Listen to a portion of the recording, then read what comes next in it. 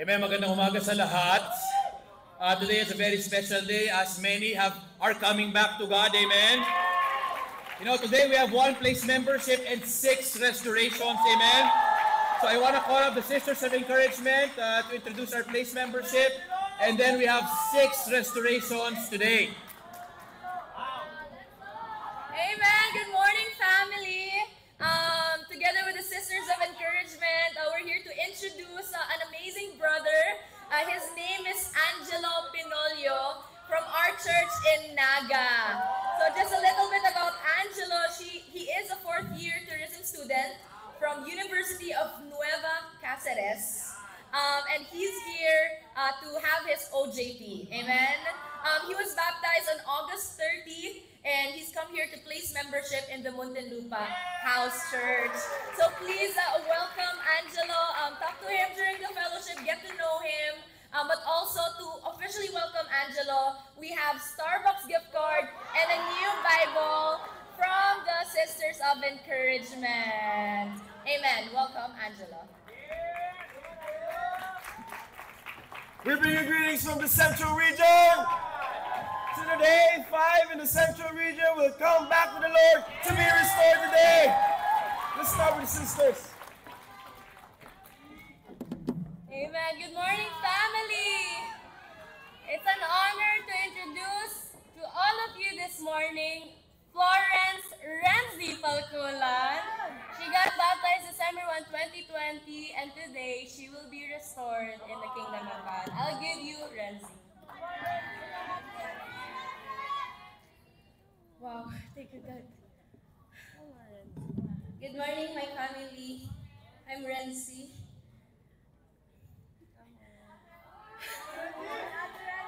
I'm just so grateful for this morning.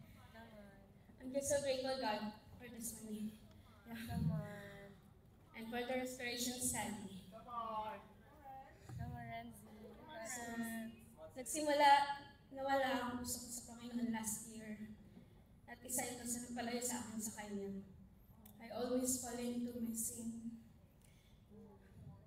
My desire many times. My relationship with my family.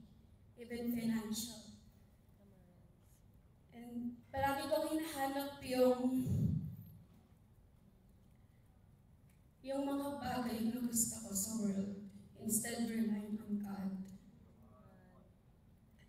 And that's the reason I forgot the cross in my life of Jesus.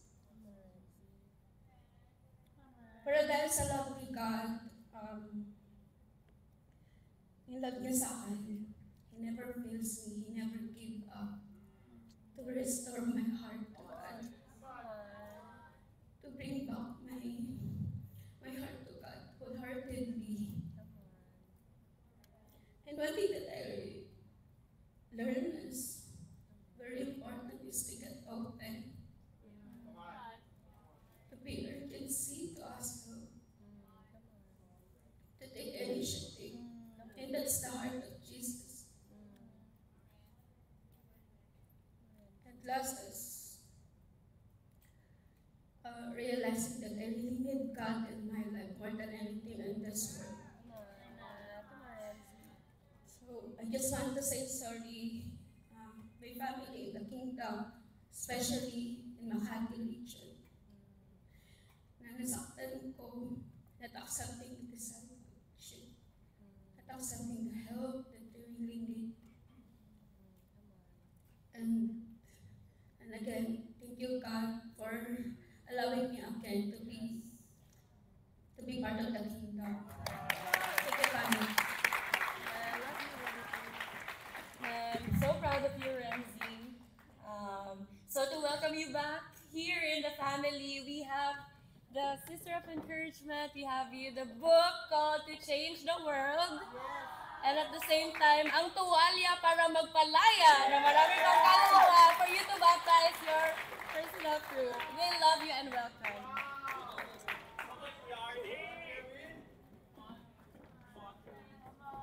All right. Introducing to you Jerwin Valedio. He's an accounting staff at Land Bank Philippines. And he was baptized in 1999 sa former movement. So, nagkaroon siya ng mga challenges sa buhay and yung relationship niya kay God na apektuhan.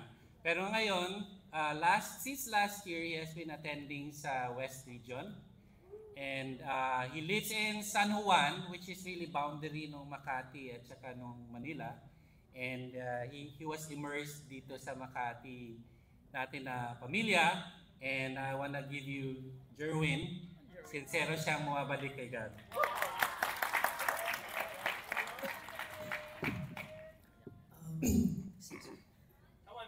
Magandang umaga sa lahat. Most of all, hindi niyo na ako kilala because I was baptized in ICOC. That was 1999, and you can do the counting, the math. I'm so very thankful to God that He never fails to feel how He loves me. Despite of my shortcomings, I left the church in 2017 and I forgot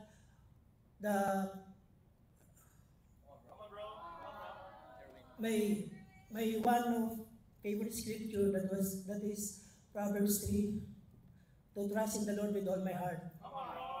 That's what I forgot. And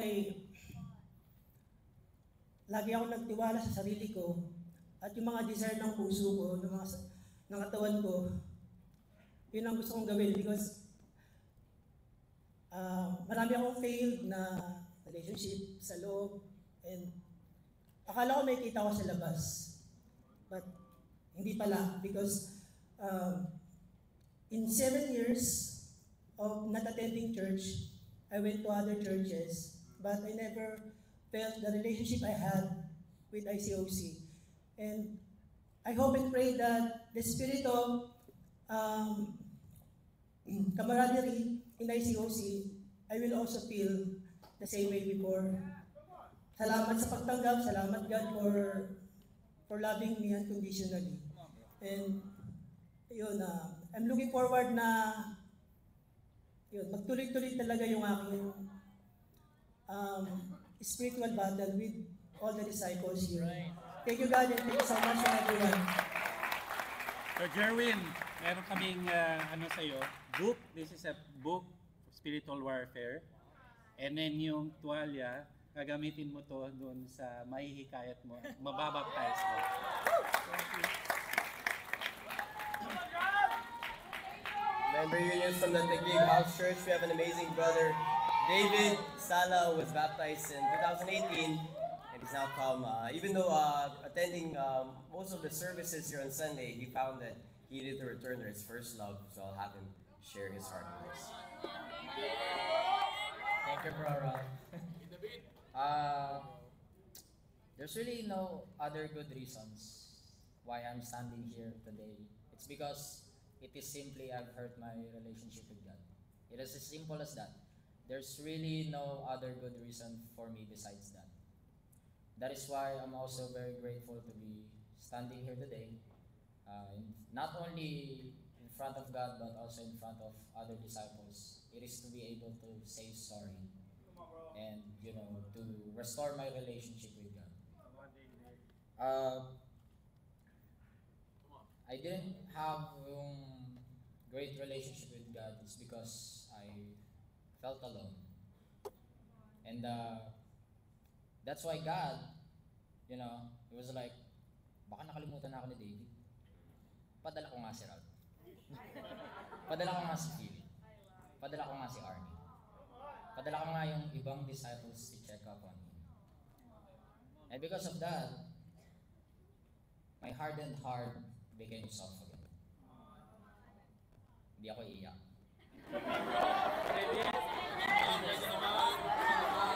Matibay ito. Hindi, I'm thankful God. Your love is so great. So great. Even I can't describe it. Nanginginig pa ako kasi masakit. But yeah, I wanted to apologize to God and to other disciples because I didn't have a great relationship with you all. Now I want to commit my life to God again. Support. And to say that I am confident to be a disciple again. Amen. To welcome David back. We have money is the answer for everything, so you can have a budget, learn how to manage his finances, and a towel to baptize the next one. Another brother from the Big House Church, si Don. John Mata reached out to Dom when the initiative came to restore our fallen brothers, and Dom got baptized last year, but left the Lord, but now he's decided to return. I'd have to have him share his heart with all of us.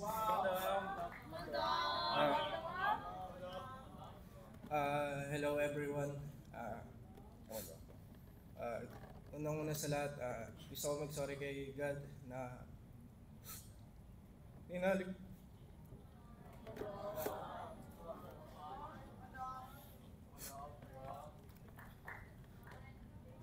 sorry.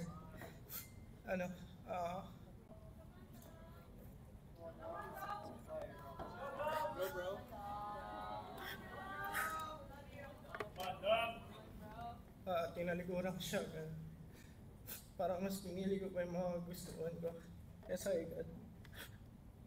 And sorry sa mga brothers. Wala John and wala Bryce. Tinulungan ako. Meron di kayo na-apply yung mga advices nila. Yun. Ayun yun sa uli, nagsisi ako ang mga ginawa ko. And yun, thankful ako kay God na tinulungan niya ako bumalik and kay John na rin na i-reach out niya ako ulit kahit ang dami ko ng kasalanan na nagawa sa kanila. Yun lang, gusto ko rin na patanayan na ngayon bumawi na rin sa mga disipulo kay God na gagawin ko na yung makakaya ko and ibibigay ko na lahat para kay God, yung buong puso para sa Kanya lang. Yun lang. Thank you. Amen. Meron din kaming another book, The Art of Spiritual Warfare, so dog can learn to pray, and isang luntian na tuwalya para makabaptize ng awesome brother.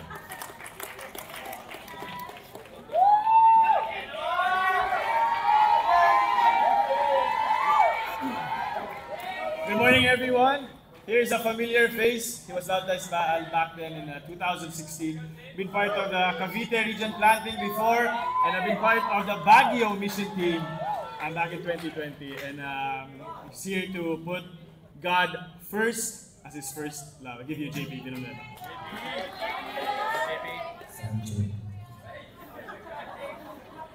Kinakabahan ako ngayon. Good morning everyone. Good morning family. My name is Young K. My name is JP.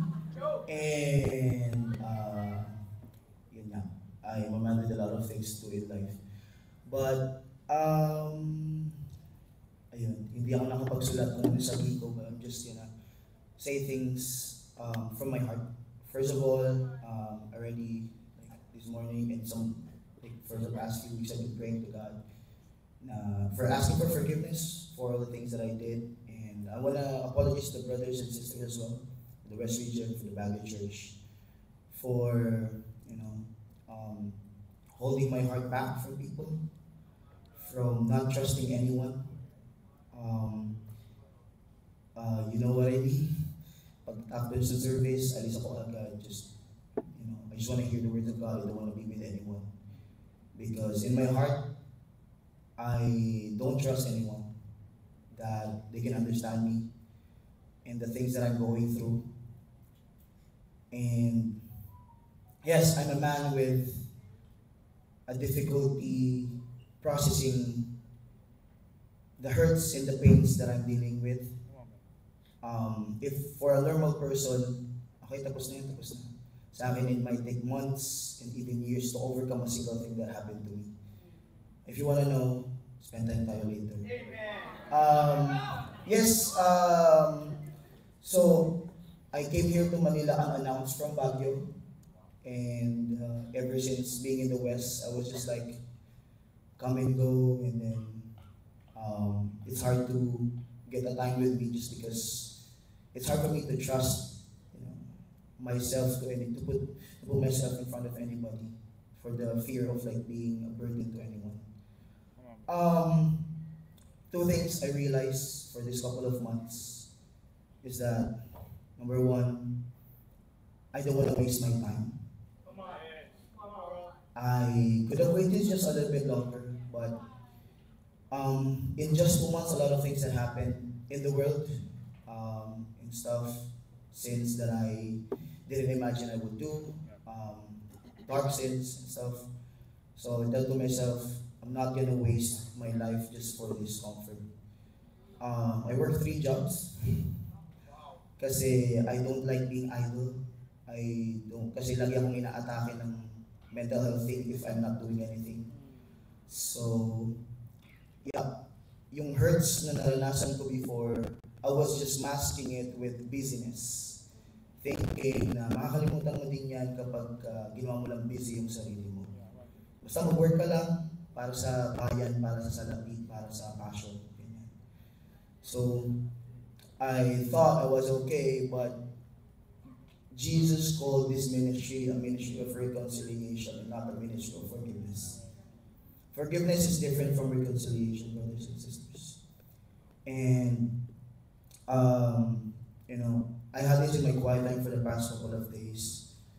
Ang sentiments ko ng mga nakaraan is, I'm always helping people who has mental struggles, pero saan ako pupunta pag ako naman?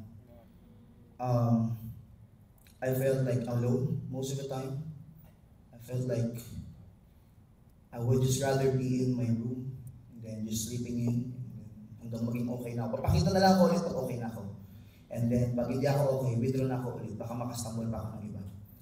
But thinking that, you know, you can be okay and not okay and then still be righteous. And then, yeah, so Luke 22, verse 31, when I remember this scripture, let's read it in the TPT version. It says, Peter, my dear friend, listen to what I'm about to tell you. Satan has obtained permission to come and sift you all like wheat and test your faith. But I have prayed for you, Peter, that you would stay faithful to me no matter what comes. Remember this after you have been turned back to me and have been restored. Make it your life's mission to strengthen the faith of your brothers. So yun, as I restore my faith to God, I want to restore my relationship to the brothers and sisters. I love you all. We're going to welcome you back with the book by Dr. Joe Willis, Money Center for Everything, and a towel for the next guy you will help him bring to God. We love you. Amen. We bring you great news from the North region. Today, truly, the heavens are rejoicing with all the restoration of our brothers and our dear sister.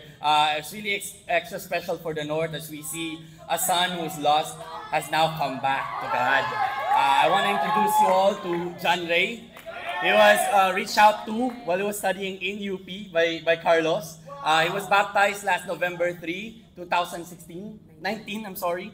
And unfortunately, he fell away last year. However, in his struggle, he wanted to really get his relationship right with God, and so he is today with us. I give you John Ray. Hello, family, and good morning. I was baptized last November 3, 2019 in the UP Campus Ministry of the North Region. I study the Bible because I love finding out the truth. It's a heavenly feeling. It's like understanding how the universe works. Fascinating, right? Back then, I already had issues with lust, bitterness, envy, and hypocrisy that lingered over the years even after I got baptized. I was enrolled in a purity class. All my teachers and disciples were the best, from evangelists, region leaders, to right-hand interns. What more could I ask? Despite the goodness of God in my life, blessing me with top-tier discipling, good company of talented friends, the privilege to serve the song and the cyber ministry, I failed to understand why I answered the two most important questions in my life. Did I really believe that Jesus is the Son of God, who came down on earth and lived a sinless life, died on the cross for my sins, buried, and on the third day rose again and now seated at the right hand of God? Did I really believe, or did I just agree? Was Jesus really the Lord of my life? I was counted out December last year because despite my attempts to live a pure life, I just kept on coming back to my consumption of pornography and occasional masturbation. Now, this was my lifestyle for years. But during that worst season of my life, what triggered to come up with that decision was this moment. I tried to look for someone online to chat with. I've created a warped version of myself and played a role of a boy thirsty for love and care. I don't have bad intentions. I just really wanted someone to talk to. This is nothing serious. And maybe I could make new friends, are all the things I told myself to justify the slippery slope I put myself on. Little chats from here and there until I crave those good morning messages and our everyday call that completes my day. Now I was then put to what the world calls as situationship. Just there for the mutual affirmations with no strings attached. And to make things worse, this person is gay. Yes, I went down to the cheapest form of happiness. I couldn't believe that I was a cheater. I cheated on my relationship with God. And all I can think about was myself. Well, I was hurt too. My friends were never there for me. I was molested at a young age. My family is problematic. My lola is dying at that time. I lost my job. On and on, I kept using my trauma card every time I personally made a choice to sin. And that's when I realized how I so misunderstood God's grace. My victim mentality has stopped me from getting the right godly repentance. I've been crying for weeks just by the fact that I was not saved anymore. I still cared about myself. And here I realized that it is I who left and not the other way around. During my restoration studies, I see hope and I see strength. My weakening bones couldn't stop me from wanting to be with the disciples. My heart wants to go back. I just want to go back to God. For I'd rather be a doorkeeper in His house than be a popular recording artist in the world. For a day in His kingdom is always and will always be better than 1,000 elsewhere. And to this family, please do accept my apologies. I'm sorry for hurting our Father. I am deeply sorry, Father. Thank you for renewing my spirit, for now creating me a pure heart. Come dwell in me again so I make even greater things for you, Father. I am your son and you will always be my Father. I love you and I love you more this time. Amen. Amen. John, I want to welcome you back to the Kingdom of God with the book, The Art of Spiritual Warfare by Dr. Joe Willis. It's for you. And of course, for your very first baptism now that you are restored. Walya para sa paglaya. Ayan. Amen, family. Let's all